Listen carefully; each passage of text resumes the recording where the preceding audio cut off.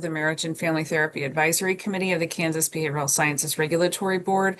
I ask that members of this advisory committee respond to a roll call to signify their presence at this open meeting that's being conducted remotely by conference call and other electronic medium. Nicole Eitzen, Here. Chris Haben, Here. Betsy Henderson, Here. and no Marcy. Okay. And I note the following BSRB staff members are also present. David Fye. Here. And next, David will read a message concerning this meeting being held remotely. Thank you, Mary. This is David Fye, Executive Director for the Behavioral Sciences Regulatory Board. Public comment allows the public to address the advisory committee about any concerns, but the Kansas Open Meeting Act, or KOMA, does not require the advisory committee to provide public comment or answer questions from individuals. Individuals requesting to provide public comment could contact the executive director prior to the meeting by sending an email to david.fye@ks.gov. No time has been reserved for public comment at this meeting, as no individuals requested time for public comment. Because we are conducting this public meeting remotely by conference call and other teleconference ability, I state for the record the following information. Public access to this meeting is being conducted by a medium of interactive communication that allows members of the public without cost to attend the meeting through the use of the conference call and on the board's YouTube channel. While the meeting is conducted remotely, the requirements of the KOMA are not suspended. Therefore, we will be conducting this meeting pursuant to the KOMA. On May 12th, 2025, we sent notice of the advisory committee meeting to all individuals who had requested notice of such meetings. The notice was also posted on the board's website, ksbsrb.ks.gov. You may obtain a copy of the notice at that website. An agenda and other meeting material have been posted on the board's website and are available for review. You may also request a copy of the agenda specifically by sending an email to david.fye@ks.gov with the subject line request for the agenda, and it will be sent to you. The notice contains information for the conference call and YouTube channel that allows the public to attend the meeting free of charge. The notice also states that if we have any technical issues during the meeting, you may call the board office at 785-296-3240 or send an email to bsrb@ks.gov. A recording of this meeting will be available on the BSRB YouTube channel following the conclusion of the meeting by using the link to the meeting on the agenda. And we did check the conference call line before we got started. There's no one currently on the line. If I hear someone connect and introduce themselves, I will let you know. All right, thank you so much, David. For the advisory committee to note that we do not have quorum right now, so we will skip items that require approval of the advisory committee. And that first item is the agenda approval. However, you do have an agenda in front of you that was sent in your packet. We will also not be able to approve the minutes. However, I would say if anyone looked at them and there needs to be an edit or change, we could take that recommendation. Does anyone see anything that would need to be corrected? Okay. So we'll table that discussion right now. We'll move then to David, your report as our next item of business. All right, thank you, Mary. And at these meetings, I generally try to provide some updates on current BSRB operations and then also keep the advisory committee members informed about updates from previous board meetings. So let's start first with BSRB operations. You may recall through the fall, through a layering process, we did implement an agreement with a company called CE Broker for all the licensees underneath the BSRB. That is a company that, as a free service, offers the ability for individuals to upload documentation when they complete continuing education hours. So if they're selected for audit when they renew their license, they'll be able to log into a portal, verify the hours, and complete their audit process more quickly than we currently can do with the back and forth of documentation if someone's selected for audit. So as I mentioned, we did that in a layered process. We implemented all of the professions through 3 different phases. The last phase went live in January. So we're coming up on about 5 to 6 months since we've had all professions underneath an agreement with CE Broker. And at this point, we are setting up a meeting next week that we are going to be talking with representatives of CE Broker to collect some information in terms of how many of our licensees have signed up for those services. If there's any consistent issues they're seeing in terms of individuals struggling with getting signed up or maybe with the process of uploading documents. We also have been using that as a new portal for the pre-approved providers for social work continuing education. That's the one profession that has that in the regulations that allows them to optionally apply to be pre-approved providers. And so we've been using that. So we want to collect some information on how that is going for certain people. So what I've been doing this month for each of the advisory committees is I've been pausing and collecting feedback from each of the professions. And I am curious if any of you have personally signed up to use the eBroker, if you have firsthand experience. Alternatively, if you know of other colleagues that have signed up for CE Broker, or things that you've just heard from others in the field in terms of if it's working well, if there's any issues we should be aware of.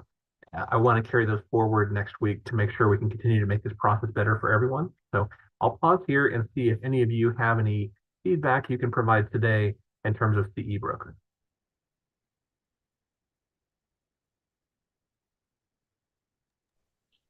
I acknowledge I'm excited about it. I do have to renew my license down the way, and I have not used it yet.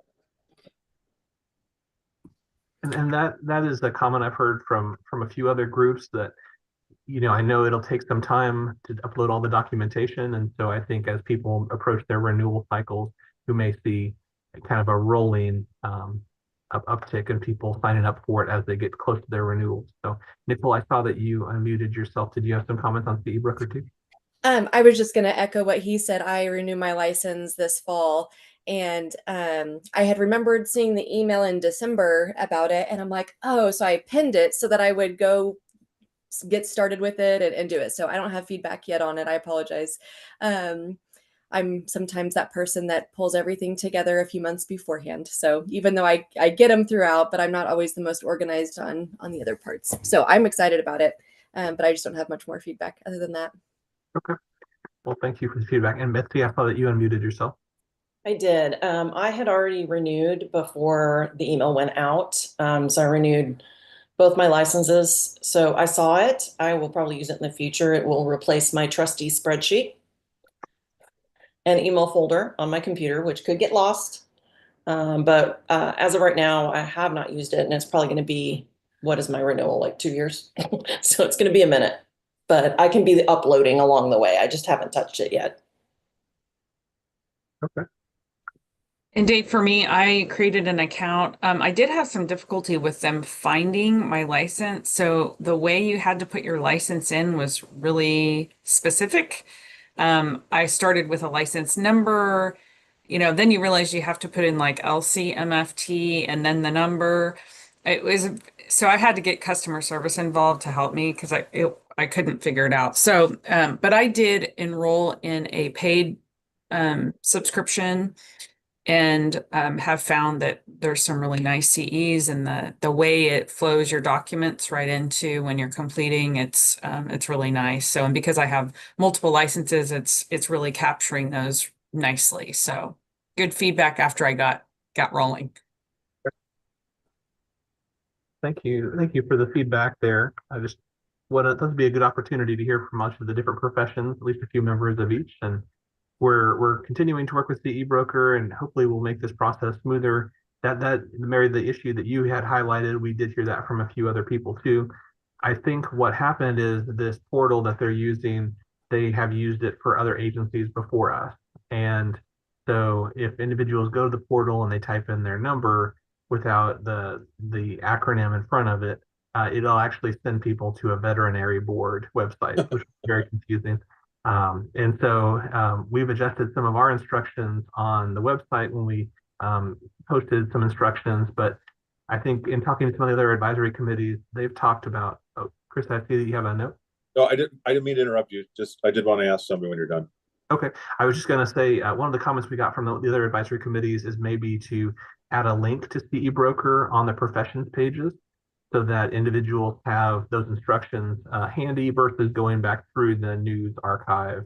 And it sounds like CE Broker may be emailing licensees to remind them about this being a service, but I also know that you probably get a lot of emails. And so if we can put that somewhere that when you're going to renew, it'll be more handy for you, that'll be nice.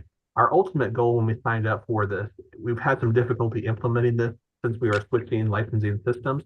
But our ultimate goal was we wanted to provide a live link to the electronic renewal, so that when you go to renew your license, there would be a way to check if you had all of your hours uploaded into eBroker. Not that you're required to, but that there would be a button that you could click. And if you had activated a CE broker account, it would verify through a live look. It looks like you have all of the hours uploaded, looks like they're assigned to the right categories. So based on what CE broker thinks you need, it would, it wouldn't stop you. It would just kind of be a way for you to get some reassurance that you've done everything you need to do from a CE perspective. Unfortunately, we haven't been able to build that in through an API, but we're optimistic that moving to the new system, that'll be something we can build in so people can do that live look in and check when they go to renew their license in the future. But Chris, you said you had a note? Yeah, I was just going to say, you answered what I was wondering if there was a link on the website. Yeah, and so with our new website, some of the previous news, it gets archived. And so to get back to things that are older than the past 3 or 4 months, you have to click on news, and then you have to go to archive news. But then there's a series of articles going back several years. So you can still get to that information, but I realize that's not necessarily how people are going to find that information. And we want to make sure that it's in a good place where people can access it when they need it. And also get a reminder that it's a free tool. One thing, we didn't want to make it a requirement. There's different models in different states. Some states audit everyone at license renewal. We do 10%. And for the states that do everyone, some of those states have decided to make this a requirement so that everyone had to use the eBroker. And so it really wasn't a choice. The board said, we're making the shift for our audit process. You have to upload your documentation into the eBroker. That is the board's official format. And we didn't really want to make that a requirement for everyone. And for whatever reason, if they may not want to utilize the eBroker and they may like their own system better, we wanted to give people a choice to keep doing what they're doing. But we saw the benefit in this and thought this would be a helpful tool if people wanted to use it. So ultimately, that is the goal, is to have a live link so that individuals will be able to check that. Unfortunately, we do have some individuals that renew their license that get pulled for audit.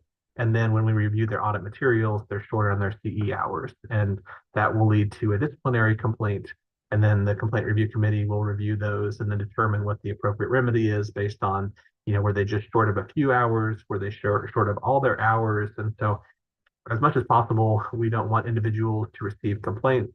It allows the complaint review committee to focus on the other cases before it.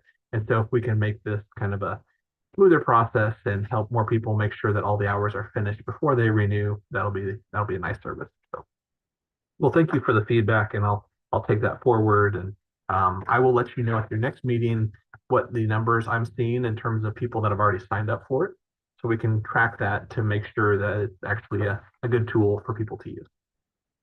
In terms of a couple other items, I kind of commented on this when I talked about CE Broker, but a lot of the work the board is doing behind the scenes is taking steps towards moving to the new licensing system. This is something that the legislature passed in a bill about a year ago, where they opened it up for licensing boards like the BSRB to be able to switch over to an enterprise licensing system through a company called Acela. And with that, one of the main benefits that we would see is it would allow us to start having individuals apply for license electronically. We've had electronic renewals for several years, and we wanted to move to electronic applications, but it's been challenging given our current setup. So with this, people will be able to apply for licensure. It'll also integrate our separate functions that we have right now. We had a payment portal that was built on the BSRB website about 3 or 4 years ago, and that has worked out better than the solution that we had before that. But I think with this new model, it'll take you through a series of questions, and it'll direct you towards the appropriate license that you're meaning to apply for, the appropriate fee that you're paying for, and then next steps. And so it'll take a lot of the things that we do separately and then pull them all together. So that'll make our processes more efficient too. And so we're really looking forward to that. We've been going through what they would call a discovery phase, where they're taking all of our current forms and processes and really trying to fully understand all the things that we do. So that way, when they build those into the system, we're not duplicating processes, and we can really focus on efficiencies. And so it'll still be another 1.5 years, I think. But part of that is because we're 7th in line with some other agencies. And so as we're moving forward, there will be some different steps. They've also learned some things as other agencies are making their systems go live. The Real Estate Commission was the first, and there's several others ahead of us. So we're hoping to learn from them And then when we go live, we will have fewer issues than the experience on the front end. So learn from each other. So that is a lot of work that we're doing here. We're looking forward to it, but like I said, we're still a little ways away. We're also in the process of doing some house cleaning as it relates to record storage at the BSRB. So if you have been in our physical office, you understand our space limitations, and we've made some real big strides in the last few years in terms of adjusting our document retention schedule, transferring older files for expired licenses to the Historical Society for archiving. So we've done some really nice work there. We still have more work to do. We were able to open up an entire office that previously had about 30 to 40 file cabinets by making some logical and common sense changes and moving those records. Now we're in the process of trying to update further so that we can make sure that we're keeping the important records we need to keep and archiving the ones that need to be archived. And also, whatever records are left over, we're trying to make the shift between storing those electronic versus storing those in paper form. The state has made a big push over the last few years to focus on things like continuity of operations plans. And part of those plans are, should we have an emergency or there being a situation to where we would have to relocate or use resources similar to the pandemic, but even if it was something like a tornado came through and damaged a lot of state buildings, would you be able to functionally operate? And so part of this is looking at our internal processes and making sure that those things would be available electronically, which would allow us to continue to help members of the public and licensees and applicants. So these things are important. They don't really fit into the normal workflow day, but I think they're really important for us to keep making steps on. So as we work on the day-to-day process of issuing licenses, reviewing complaints, and making sure that we're investigating, we're also trying to work on these things behind the scenes.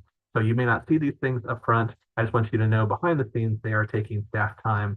And I think it'll put things in a better spot when we're all done. But since you as advisory committee members have a better understanding of all of our processes we do, I like to share this information with you from time to time. Concerning items from the most recent board meeting, the board met in May. And one of the major items the board is focusing on right now is you spent a lot of time as an advisory committee looking at the unprofessional conduct regulations for your profession, and the other advisory committees did as well. That was really valuable. Some of those unprofessional conduct regulations had not been reviewed and updated in over 20 years when you're looking at all the professions. And this process, we were trying to make sure that we do a comprehensive evaluation of all of the different regulations. And if it's possible, the board has strived for consistency in terms of language. And so now that we have had all the professions review and weigh in with recommended changes, we've also forwarded all of those changes back to the advisory committee. So you can see what each of the other 6 advisory committees recommended, so you can make additional changes and then forwarded those to the board. What we have done now, with the assistance of some of my staff members, we've created a giant grid which shows all 7 professions side by side with every unprofessional conduct regulation. So you can see the language of those categories right next to each other. So things like confidentiality, things like dual relationships, things like undue influence. And so the board is going item by item at the board meetings, ensuring that if there is a way to have consistent language, we can make those modifications. If there is a reason for the language to stay different, then that's a choice the board can make. And if there's items that may be unique to one profession, the question is, should those be reflected for the other professions, or should it just stay with the one profession? So if you have not reviewed materials from previous board meetings, that is posted on the board's website under the materials from the May meeting. And I think that grid is a really interesting grid. We've also provided a separate column as I've had my staff review. They've made some suggestions if there was going to be consistent language, but ultimately right now it's up to the board to make recommendations on if the board would like to have consistent language across or do something different. So that will probably be something the board will be working on throughout the fall, because there are quite a few unprofessional conduct regulations, but this is really valuable work. And by the time that we're done, I think it'll be a much better set of regulations that'll be easier to read with updated language. And so I'm really happy that we are approaching the end of this process, because this is really valuable work as it goes to the heart of the mission of the board and protecting the public. The other item I wanted to make you aware of, once a year, the board likes to have an in-person meeting. We hold this outside of Topeka to move it around the state so that the board can go to different areas, and it is still an open meeting. Based on the logistics, we don't broadcast this meeting because we have different levels of technology available depending upon where we go. However, it is open to the public, so any individuals from the public that would want to attend are welcome to do so. The board is going to be meeting in Manhattan this fall. It'll be on Monday, September 29th. And so it'll be an all-day meeting. Those usually go from about 9 a.m. until about whenever the board gets done, usually about 3 o'clock or 4 o'clock, sometimes as late as 5. And so that is the current plan, and we will have more details in terms of the location of that meeting as we reach agreements and contracts and settle all those details. But that is going to happen this fall, and it'll be in Manhattan. Over the last few years, the first year that I was working as executive director for the board, it was early stages of the pandemic, so we did that through 2 half days online, and then we did a day in Kansas City. We have done a day in Wichita. We've done a day in Lawrence, and now we're going to Manhattan. So happy to provide more opportunities for members of the public or applicants or licensees to attend these meetings if they choose to. I think it's a good opportunity for the board to see different areas of the state as well. So with that, I'll go ahead and end my report and then see if there's any questions on any of the items I discussed or any other items.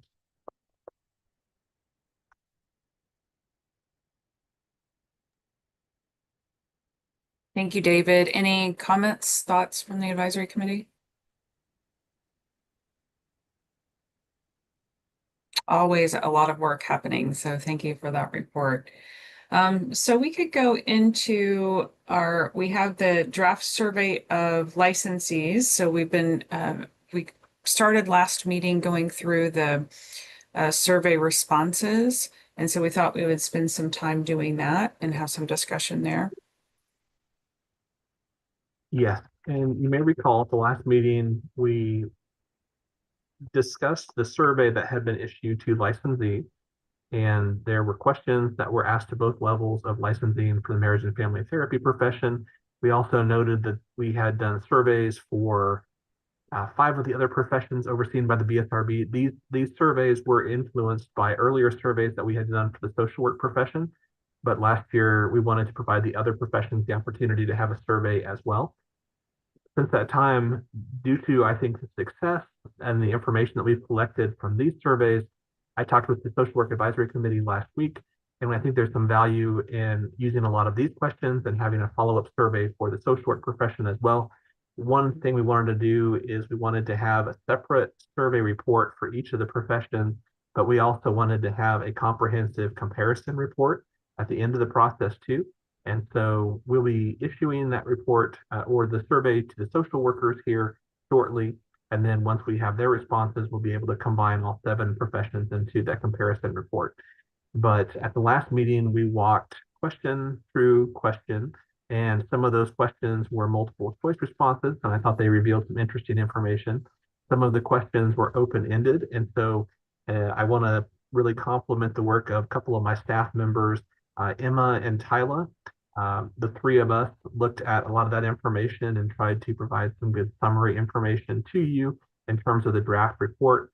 We will probably go a little bit deeper into some of that summary information in the final version of the report, but what we also wanted to do was provide all the individual responses from people who took the survey. And so we didn't want to get away from the voice of the people who answered those questions, but we also didn't want people to be intimidated by a report that would be too lengthy. So when this version, we strive to have summary information at the front and then attach as appendices all of the responses for each of the open-ended questions. And we encouraged you to go through after the meeting and to dig into those open-ended responses so that you would be aware of some of that additional information. So at the meetings we've been going through this month, we've been talking a little bit about did advisory committee members have takeaways since that meeting, some things that they have thought about. And then also I realized that there's quite a bit of material, and we want to make sure that the advisory committee has good, productive conversations about a lot of these topics so we can talk about a plan of attack moving forward. But maybe we can start there first and just say, were there any high-level takeaways or anything that you have had a chance to reflect on since our meeting last time in April.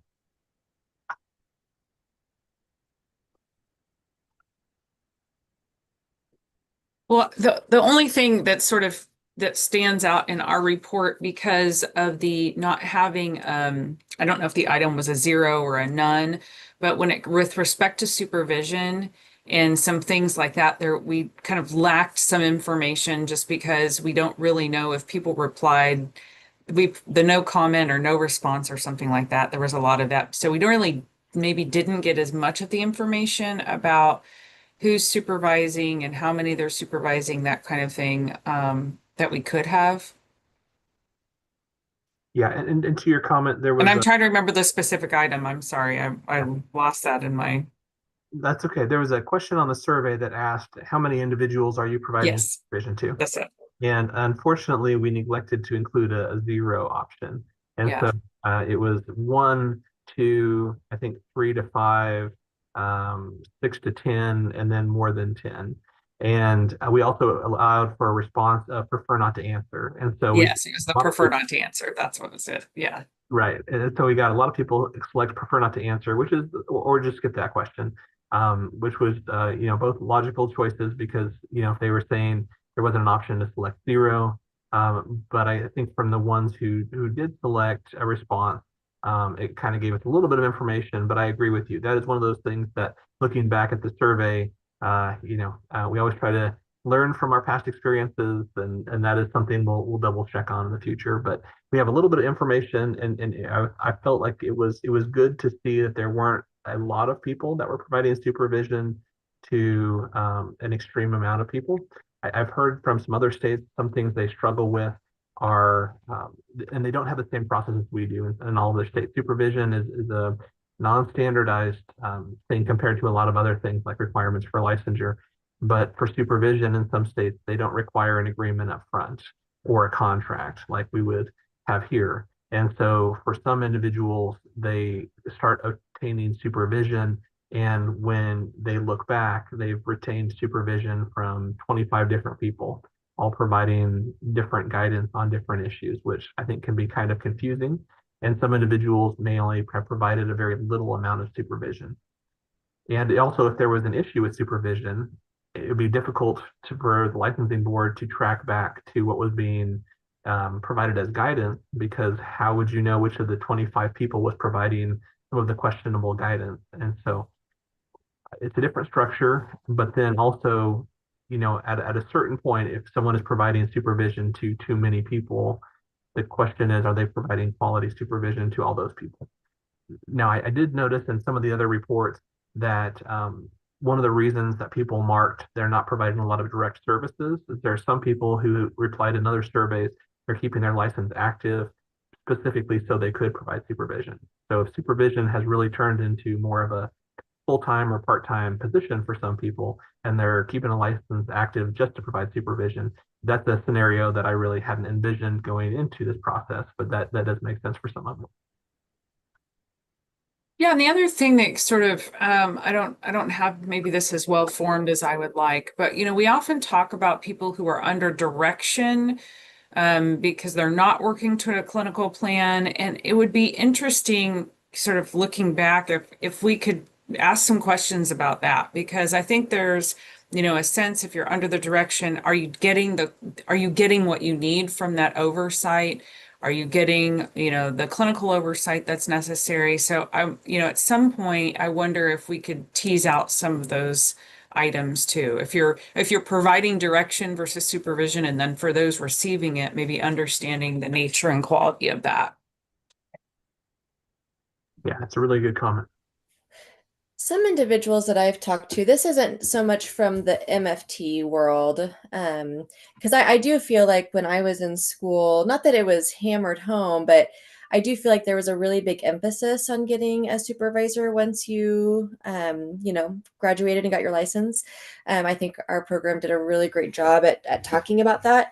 But in other professions, I have heard some people say that they don't, it's not so much that they don't see the value in the supervision itself, but what are the benefits of getting their clinical license? Like maybe wherever they're working at, there's not increased compensation, or like depending on your licensure, maybe it would or wouldn't open them up to different revenue from other insurers. And so that's just some of the feedback I've heard. And I've had really great conversations with those individuals to say, hey, like it's so much more, like the value is so much more in what you're going to get later on compared to what you can gain now from people that have been practicing for a while to help you continue to improve your clinical skills. So that's just some things that I've heard, not so much from MFTs. Most of the ones that I've supervised see the value in it, and then there's others that I've talked to from that are MFTs that have been in locations where it wasn't easily accessible to have a supervisor. Now, this was back when televideo supervision wasn't available, like it wasn't an option.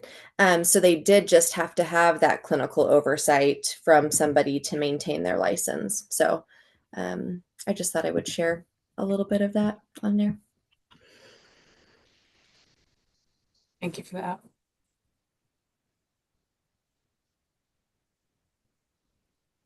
Are there other areas of the survey that that kind of prompted a thought of we want to know more, or maybe different thoughts after over those? Those were just things that came to mind for me. Some things that stuck out to me was the question about the multi-state compact. I thought that was really promising that there were so many respondents that expressed interest in that. I thought that was yeah, really interesting.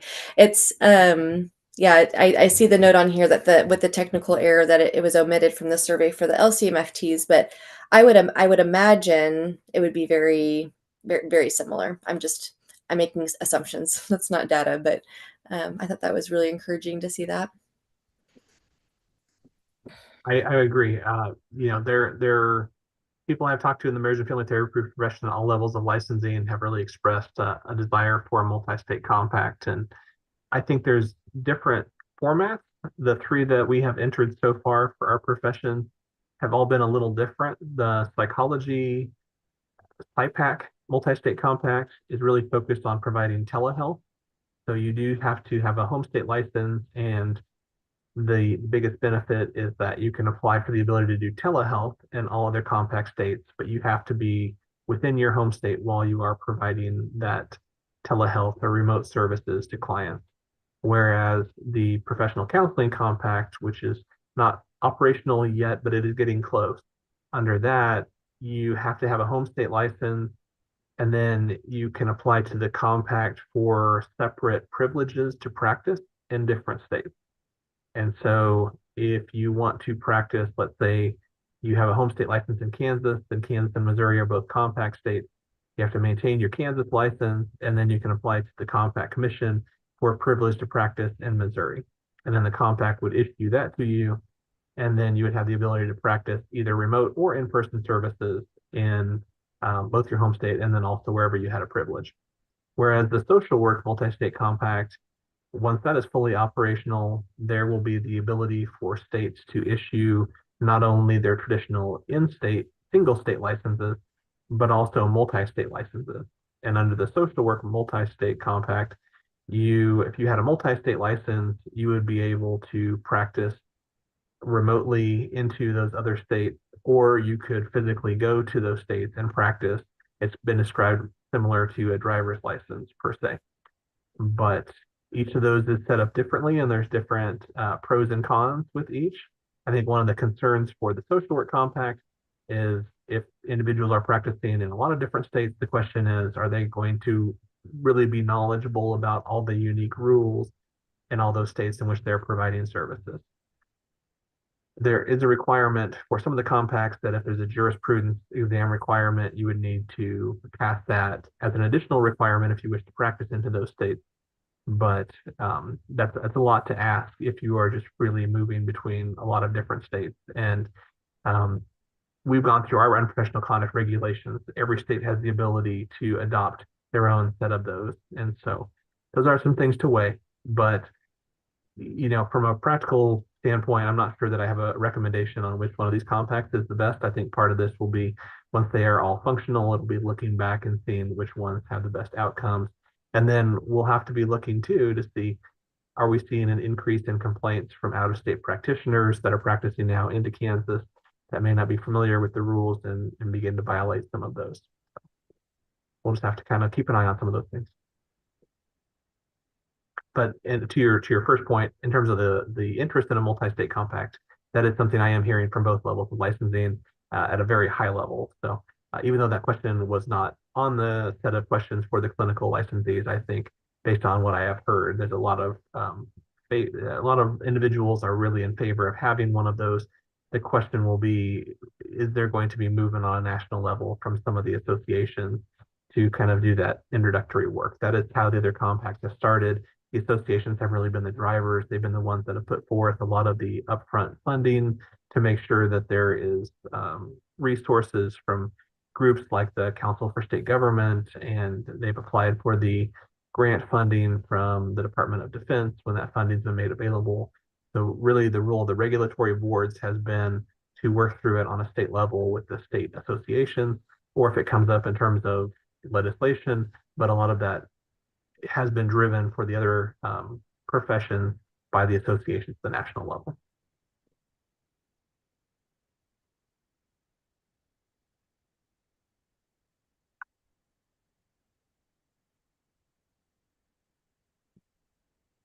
Well, I do think that there's a lot of information in the report. The report for your profession was 77 pages, and it was not the longest one. There were others, I think there was one at least that was 113 pages when you start looking at all the individual responses. And to me, that's great.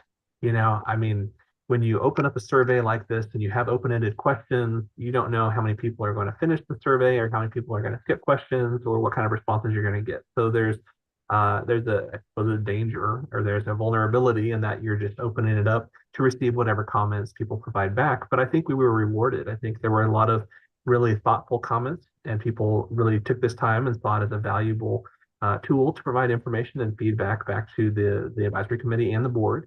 And I really appreciate that. So I think people really did reward us with their time and their thoughtful responses. And I do want to have, you know, some of this information for the advisory committee to review.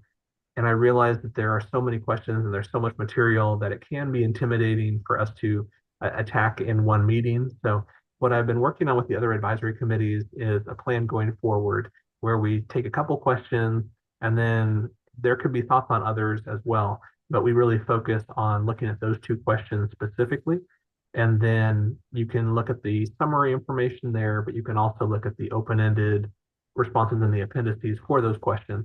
And then between now and the next meeting in a couple months, you can really deep dive into those items and have a real good conversation at the next meeting in August. So if that sounds like a good solution for your advisory committee as well, then I would say between now and the next meeting, if you could focus on question 13 for the LMFTs, question 12 for the LCMFTs. That's on page 15. And that's the question that is worded: over the past 2 years, based on your observations and experience practicing in the marriage and family therapy profession, could you share information on any practice-related negative issues you have seen, such as areas where practitioners appear to need more continuing education or training in a certain area? So that's really an important question. It goes towards kind of what are the issues that people are seeing out in the field, or maybe not all of these are things that the BSRB can focus on because it's outside of our jurisdiction, but at least we can identify what are the reported problems, and some of these we could work on, and some of these we could have conversations with other partners, and maybe they can pick these up and move these forward as well. The other question, as we talked about supervision, there is a question that asked, over the last 2 years, have you experienced any negative issues involving supervision? And if so, please explain. That is question 15 for both professions. It starts on page 20, and the summary information continues on page 20 and also page 21. So if you could look at the question about what practice-related issues individuals are seeing, and then second, if you could look at the question on supervision. And then at future meetings, maybe we could also similarly divide and conquer subjects like negative issues people are seeing with remote services being provided or artificial intelligence and how that's being used. And then also, it'll be nice to dig into the question that says, are there additional ways in which the board could protect the public?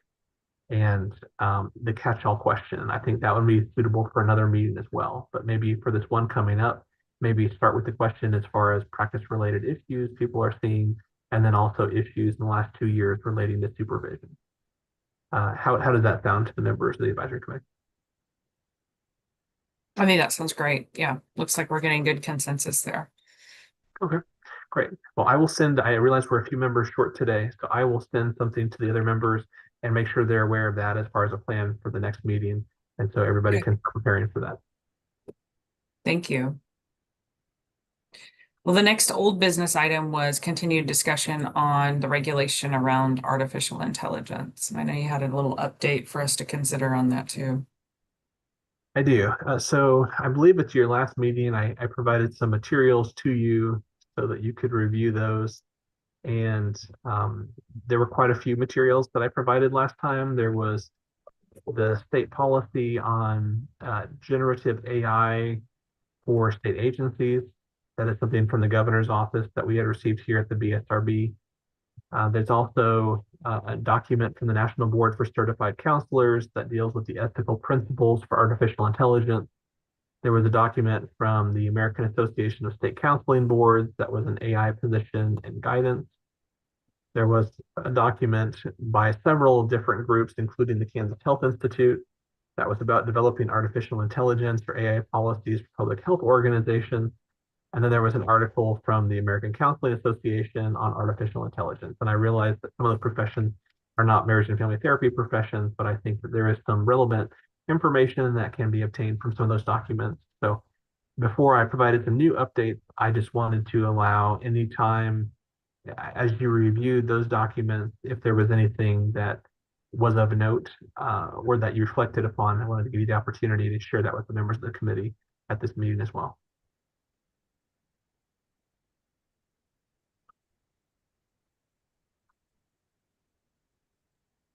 If not, go ahead, Betsy. I saw you unmuted. I read through them when you sent them, and nothing really stuck out to me as being bad or either way. So, Well, thank you for that feedback.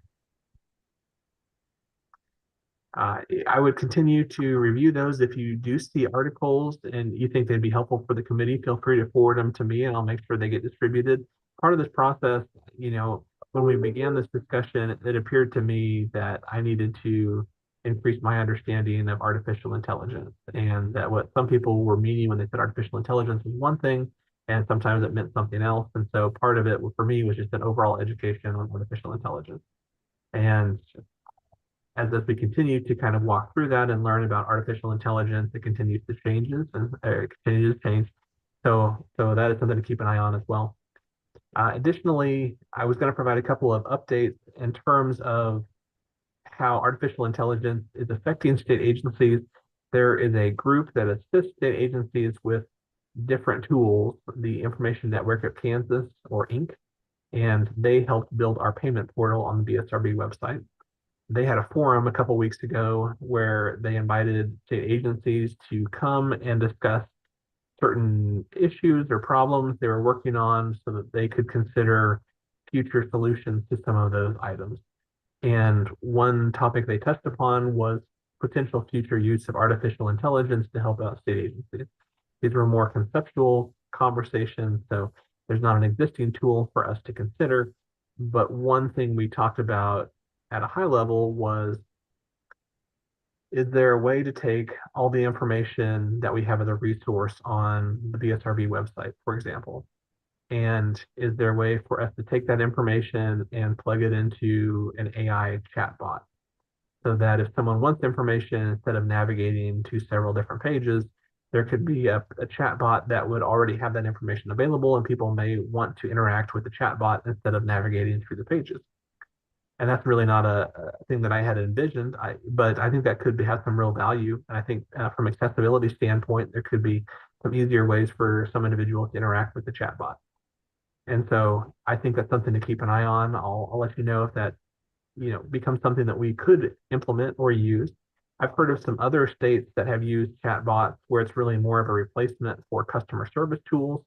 And there's one state I know of in particular that uses a chatbot as a way so that their staff does not have to take as many phone calls. And that's not what I'm looking for. I think one of our best resources here is our staff, and I really take a lot of pride in our customer service. And like I said, I know that we answer the phone compared to some other states where that's not the standard. And I really think that that value is something that I want to hold on to. But if there's other value that we can add through a chatbot and maintain what we're currently doing that's working well, that is something I want to keep an eye on as well. So I wanted to make you aware of that conversation with Inc. And if we do get something that we could test out or take a look at, I'll show you at a future meeting if we get to that point. The other item I want to make you aware of is as we are going through this process and educating ourselves on artificial intelligence and we're exploring different things,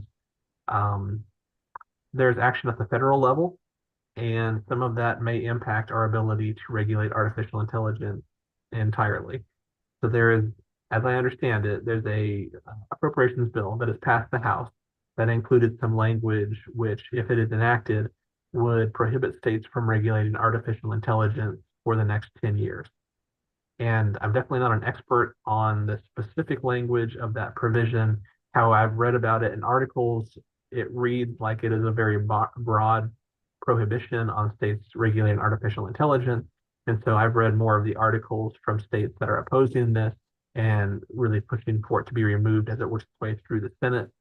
So I will keep you informed about that as well. But should that pass at the federal level and become law, that would impact our ability to move recommendations forward to the board. And I know there are some states that have already passed laws regulating artificial intelligence, so it would be conflicting beyond Kansas as well. But I want to make sure that you are aware of that. I'll keep an eye on that. Still got a ways to go, and perhaps it won't get passed. But I just want to make you aware that was something I've seen in the news. So, Chris, I saw that you unmuted. Do you have some comments on that topic or something similar? I just wanted to affirm, I know this is kind of a minor thing, but I really wanted to affirm your desire to not use chat box for customer service. As a person who did my training in California, where I'm not exaggerating, it takes days to get to a person. One of the things, while I came here 25 years ago, I have forever been so grateful that I can call and get a human being and talk to them. So I really want to affirm what you're saying about your staff and your office. And maybe I'm just because I'm the old one on the call, but it's very meaningful to me.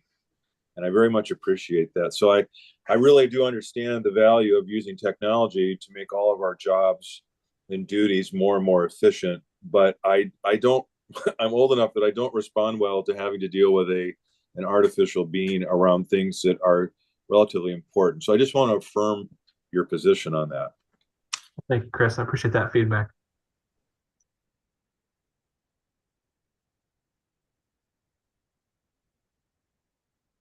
Yeah, and I appreciate the ongoing conversation we're having because there are really great uses for AI, right? And, as these things evolve and discussions, across the nation around how boards are regulating these items, I think it's important for us to know we're using it. It's all part of what we do, and it's just, what are the things that we do to safeguard or take control? But yeah, just this is a great example of could a chatbot help explain a regulation to someone or, things that would take more time and detail. I think that's a fantastic idea.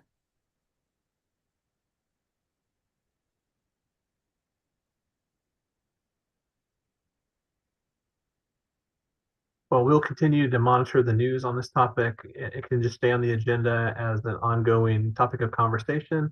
And then perhaps by the end of the year, if you feel comfortable making a recommendation to the board, that could be something that is forwarded along.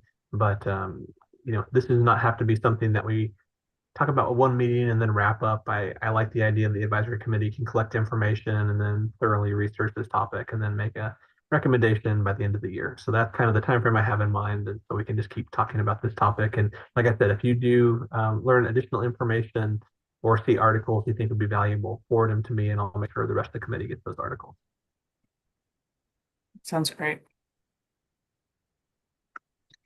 I'm going to make a recommendation that we take the new business item on recommendations for new advisory committee members and move that to the next meeting because we're so short on advisory committee members today. I think our discussion will be much more valuable at the next meeting. So I know those packets were sent to the advisory committee members, so if you could have time to review, and then we'll be able to have a better discussion, I think, at the next meeting.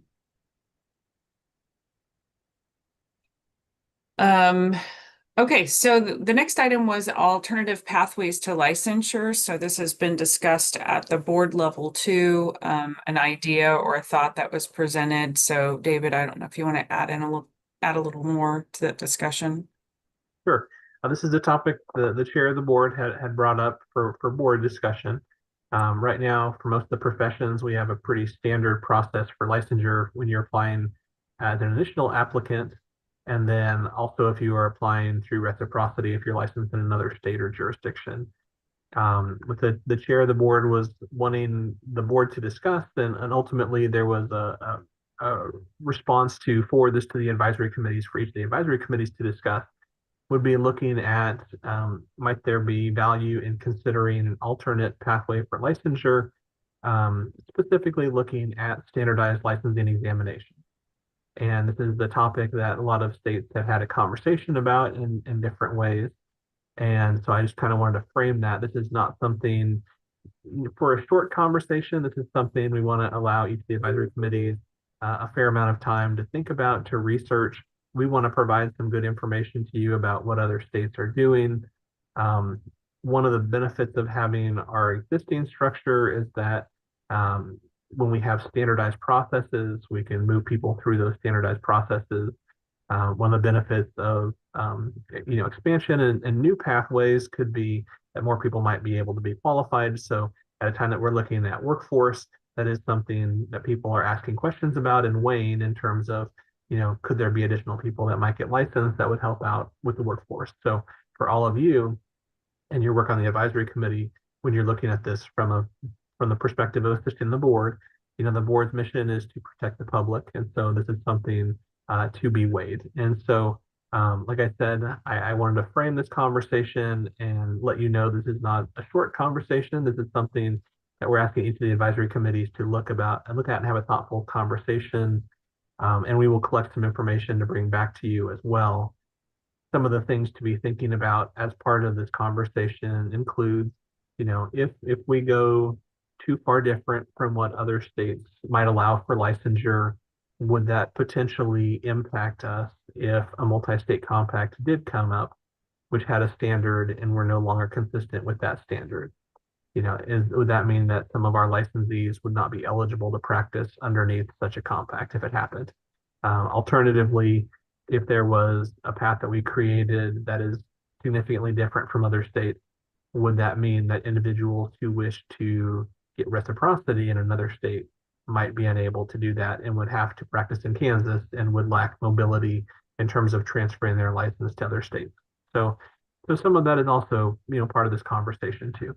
And so I don't want the advisory committee to ever be afraid to have a conversation about a topic.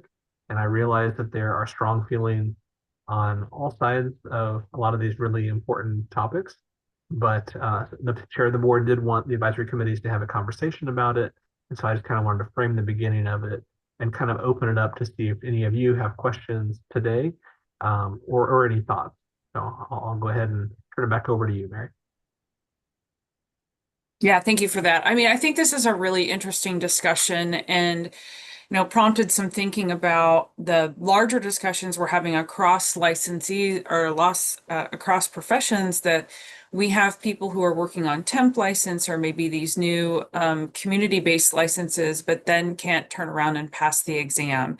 And so, you have people who maybe were working for 2 years in a clinical setting, can't pass their exam, and so are no longer able to be a clinician, even though they have clearly great experience over the last 2 years and appropriate supervision and all those things. And so this has really prompted the discussion around test bias and issues related to testing difficulties and challenges?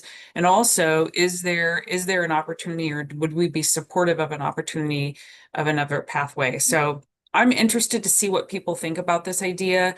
As I've thought about it, while I think about those things about interstate compacts and I think about a portability of licensure, to me, that would be on the prospective licensees, making sure they were educated as to what this alternative pathway could mean, but we could still potentially have more licensees in the state of Kansas who could work in our settings. And so, yeah, if there's comments, thoughts, we'd love to hear them.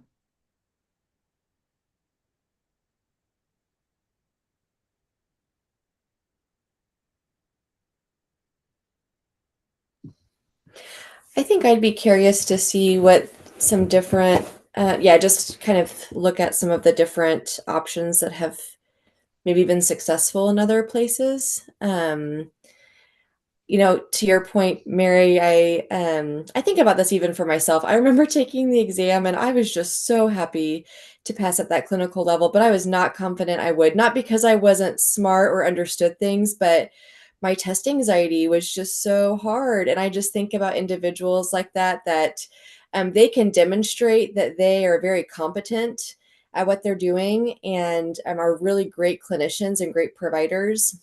But when it comes to something like a test, and that's just one example of that, and so yeah, I think trying to look into some of those other models that I'd want to know that they were successful in the sense that that there was lower risk. Like we still want to put good clinicians out into the world, and so how do we?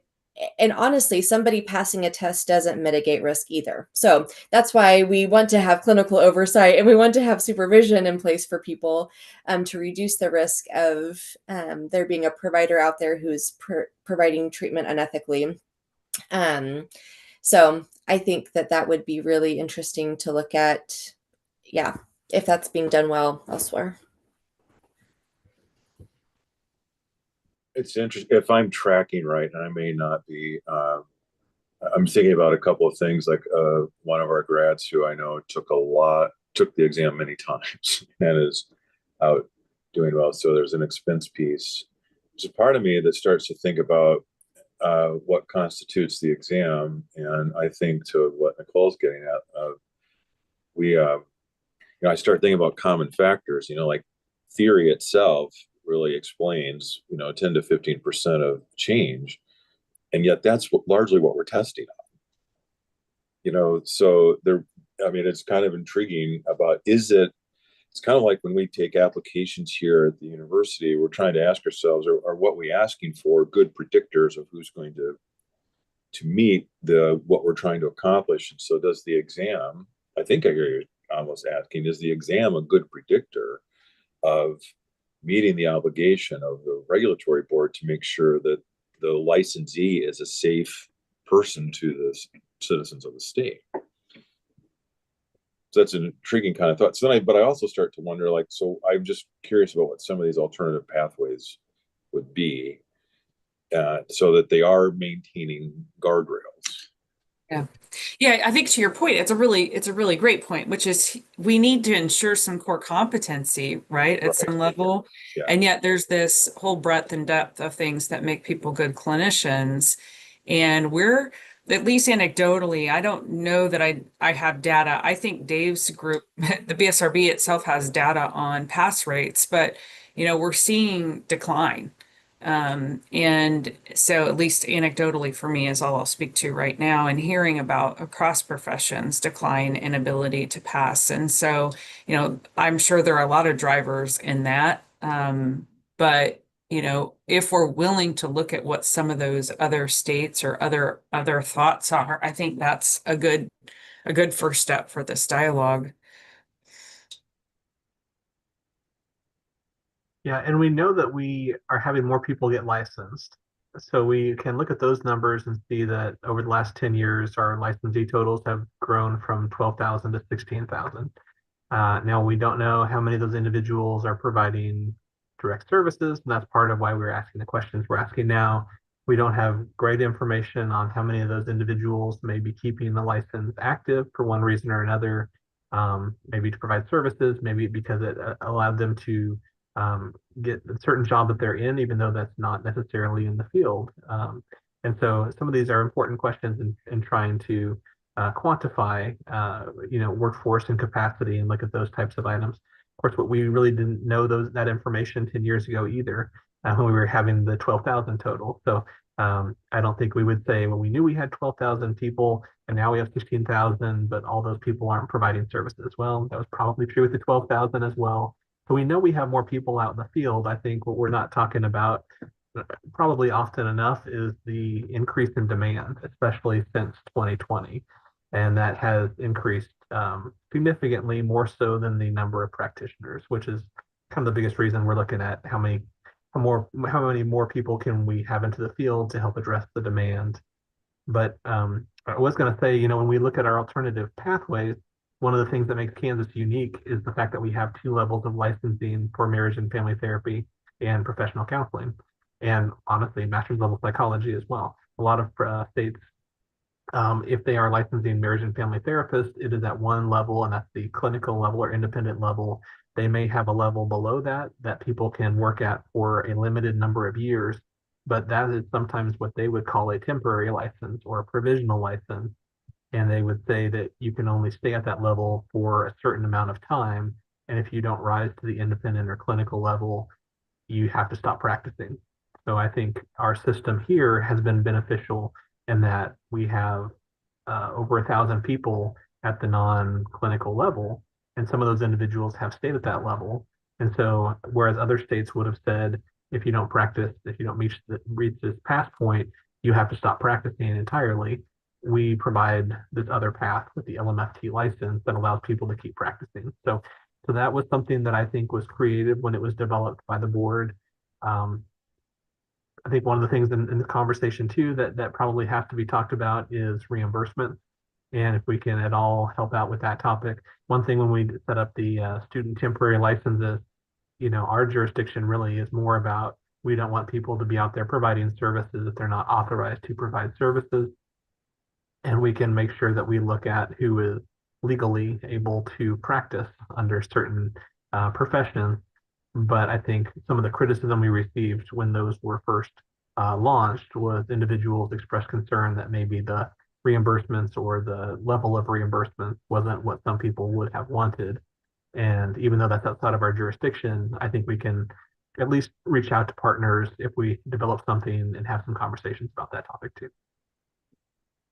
Yeah, and as you're talking to, I can think about like there's sort of some compounding things in the number of people maybe not taking the licensing exam. And as you were talking about the increase in actual licensees, which we have that data, there's also been, I think, a similar increase in the number of programs that people can be part of and are graduating from. We've seen a lot more even online options and that kind of thing. So I think there's sort of that trajectory there, which is great. And also, like I said, I think those that participate in these workforce discussions are saying, but we have people that can't pass. And so they have them working, but then can't continue them working. So I think there's this sort of convergence of things that are happening along with the increased demand. David, you're absolutely right. For workforce. So I really like this discussion because I think, as we start looking at what can we do creatively that ensures that we have workforce, that we have people who can, complete their education in the way that they wanted to, which is through licensure of some point and work in the field. I think these are really good things for us to pursue. And I'm not sure how much we can dig into this, but we've also had a conversation about, we kind of talk about passing or not passing as an all or nothing. And I think there is a huge difference between someone who comes up just a little bit short on the licensing examination where it's within 5 points versus someone who scored 10% on the examination where you wonder what's going on here, And so I think, I don't know how much we can dig into that topic, but I do think it's relevant because I do feel like if someone picked B instead of C on a few questions, and that was the margin of difference. That's a lot different than someone who you have to wonder, does this person really understand the concepts that a marriage and family therapist must know to be out there practicing? And so I will try to figure out how much we can look at that, and if there's ways that we can go back and kind of see, how many people fell into which category, because I do feel like that is relevant when we start asking the question, is this person suitable for an alternative pathway? Because I would have concerns about someone that would score significantly low on the exam versus someone who, may be very close, and for whatever reason, it might just be a few points short.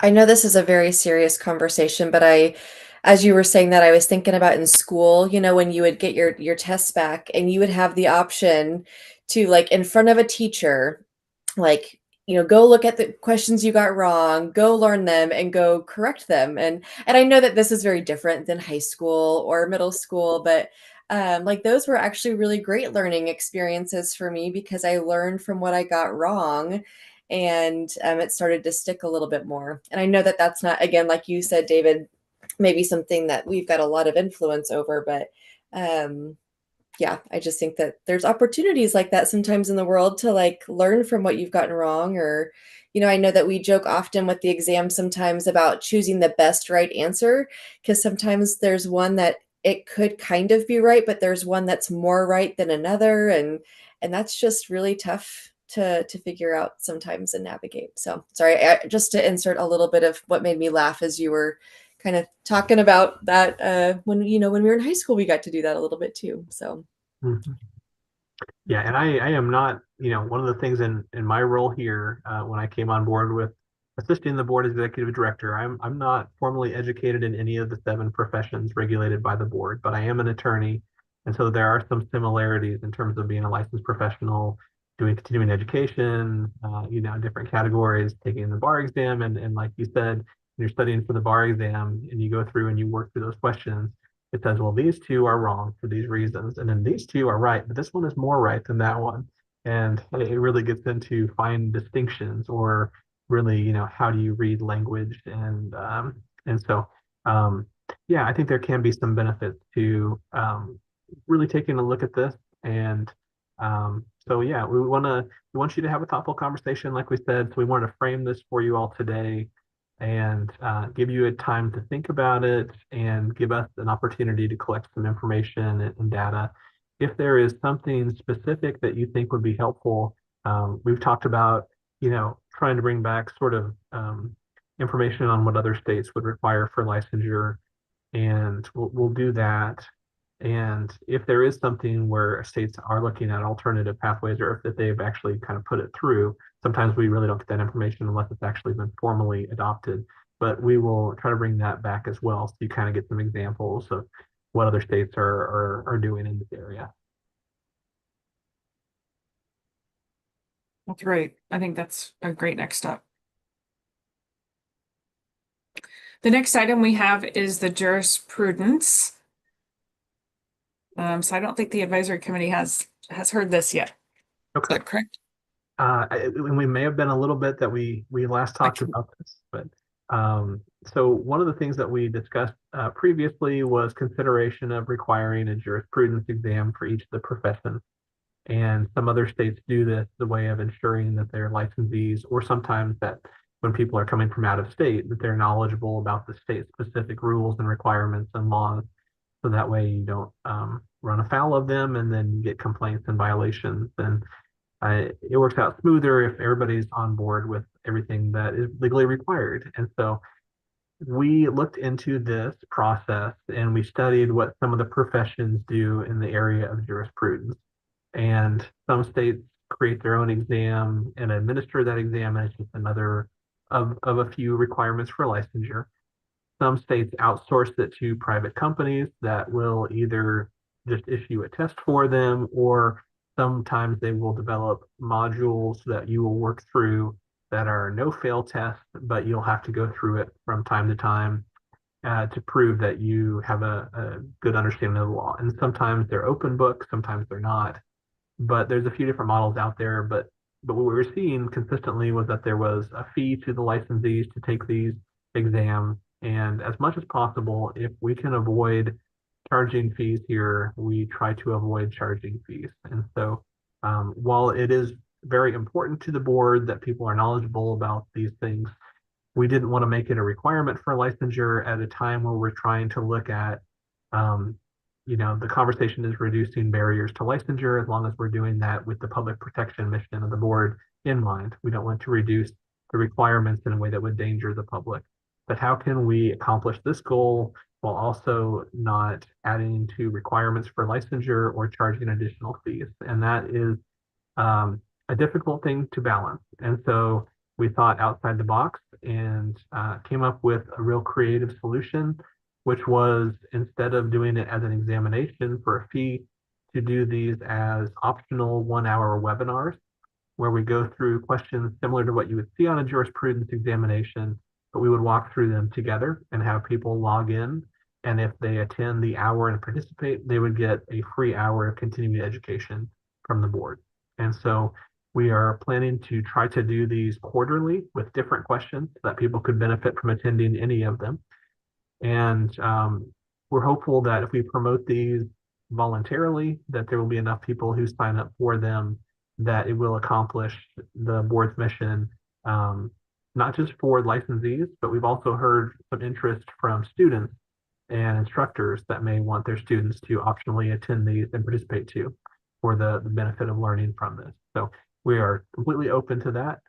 We are now to the point to where we are beginning to write some of the questions and build this process. And so what I've been asking each of the advisory committees to do, I've been asking for a couple volunteers from each of the advisory committees, if anyone would like to meet informally outside of a regular meeting for about 30 minutes to an hour, maybe once a month. I've been talking with our investigators as well as our licensing staff, and I've identified, I think, at least the principles we want to start with and make sure that we're testing around or, quizzing around per se. And, but I think right now it would be helpful for us to talk to people from each of the different professions so that the language is suitable for individuals from those professions. And we can build these questions in a neat way. So I realize that you're a few members down in your committee today. So maybe instead of asking for volunteers right now, I'd be happy to answer any questions about this process, but I think I want to give you an update and let you know that's where we're at today. And I'd be happy to send an email out as a follow-up after the meeting to just see if anyone would like to volunteer to assist with this informally. And if we have a couple volunteers from your committee, we can just, I can meet with them outside of the meetings, work on those questions, and then hopefully we can go ahead and launch this as a nice resource and a tool that we can provide from the BSRB later this fall. So any questions about the jurisprudence? We're calling it Jurisprudence Live because when we launch this, we want to do it as 4 live webinars. We will provide plenty of notice once we get close to actually putting these on, but it would be something that people could log into, participate over the hour, and then we could provide some additional updates on BSRB items like CE broker while we're doing this. And so it'll be a nice way for us to connect with licensees, provide additional information, and then also make sure they're learning about these concepts and keeping their knowledge fresh on the things that they need to know by law. So any questions about the jurisprudence process and where we're at in that right now?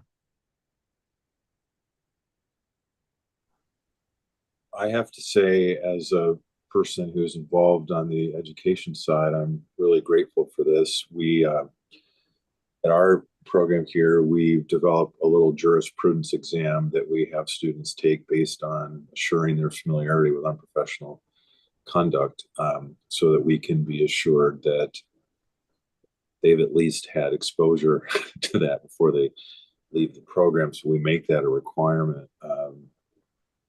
It's not, by saying we have a jurisprudence exam means I'm going through the code and writing questions. It's not meaning that it's been reliably and it's been reliable, tested and validated and so on. But I think this is really cool. I might be willing to participate in something like that if you need a name.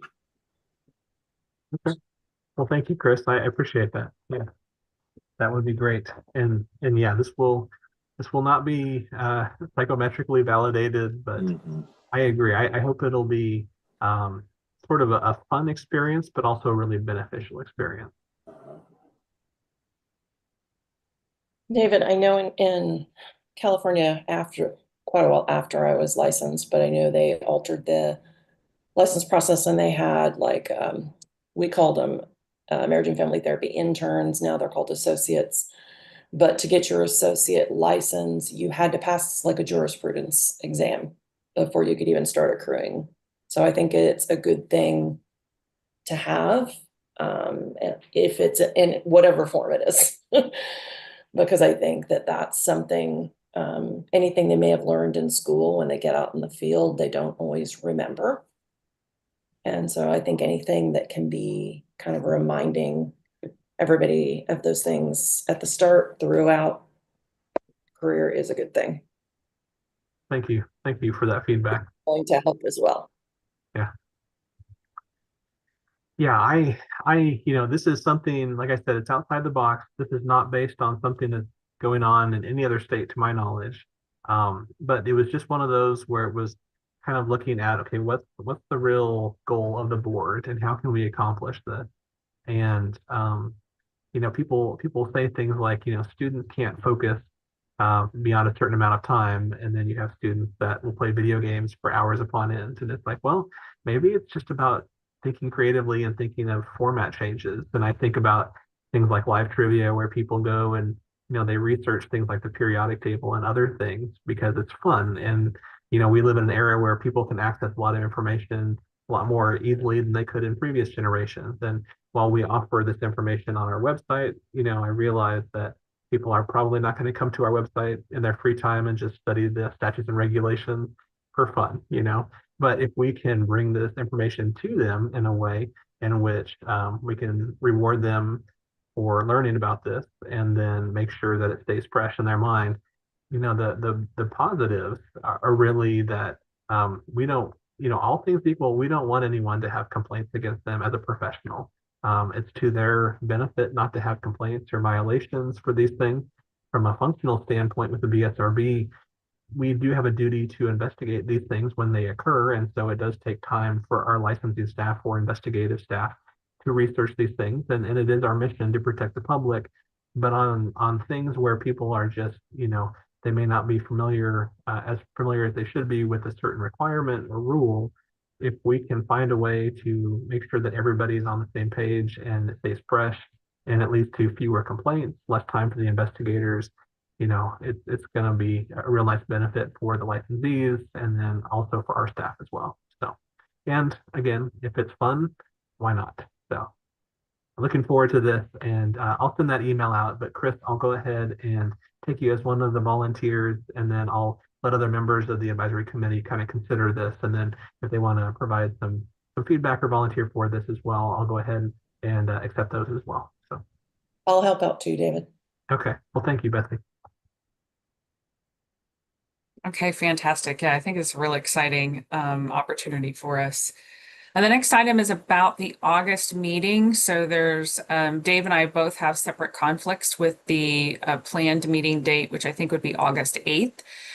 So we are suggesting, especially in light of how many members are missing, that we send out a doodle poll to reschedule the August meeting around that time frame, but certainly in the month of August there. So if anyone knows of any excluded weeks, we should look at, I know I'm asked David to exclude that week because I'll be out all week, but if there are some dates we should not even put on a doodle poll from David's end, please let us know. We could accommodate that now. I know Friends usually has there's a week in August where Friends gets pretty tough.